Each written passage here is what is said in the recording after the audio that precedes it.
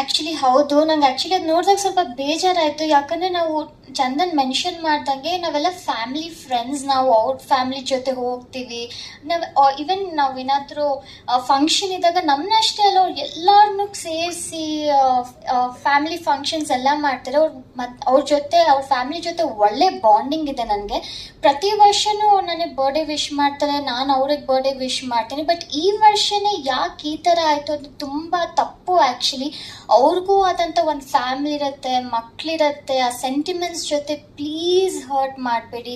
Because ಎಲ್ಲರಿಗೂ ಅದು ತುಂಬ ಮನ್ಸಿಗೆ ನೋವಾಗುತ್ತೆ. ಆ್ಯಂಡ್ ಇವಾಗ ಜಸ್ಟ್ ಒಂದು ಪೋಸ್ಟ್ ಹಾಕಿದ ತಕ್ಷಣ, ಯಾವುದೋ ಒಂದು ಟ್ರೆಂಡಿಂಗ್ ಸಾಂಗ್ ಹಾಕಿದ ತಕ್ಷಣ ಏನು ಲವ್ ಇದೆ ಅದಿದೆ ಅಂತ ಹೇಳೋದು ತಪ್ಪು. ಪ್ರಾಬಬ್ಲಿ ಒಂದಷ್ಟು ಜನ ಜೋಕ್ಗೋ ಅಥವಾ ಅವ್ರ ಪೋಸ್ಟ್ಸ್ಗೆ ಎಂಗೇಜ್ಮೆಂಟ್ ಸಿಗಬೇಕು ಅಂತ ಮಾಡ್ತಾರೆ. ಬಟ್ ಅದರಿಂದ ಹಿಂದೆ ಆಗುವಂಥ ನೋವಾಗಿರಲಿ, ಅದು ಈ ಸಿಚುವೇಶನ್, ಈ